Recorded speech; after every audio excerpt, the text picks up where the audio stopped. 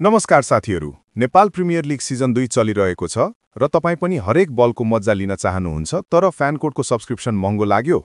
चिन्ता नगर्नुस्। आज म तपाईंहरूलाई 100% फ्रीमा फुल एचडी क्वालिटीमा बिना कुनै लग र बिना पैसा नेपाल प्रिमियर लिगका सबै म्याचहरू कसरी हेर्ने भन्ने सुपर इजी ट्रिक देखाउँदैछु। यो ट्रिक एकदमै सुरक्षित, कानुनी र सजिलो छ।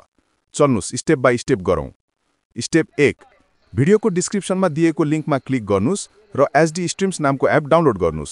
यो एप एकदमै हलुका, सुरक्षित र द्रुत छ।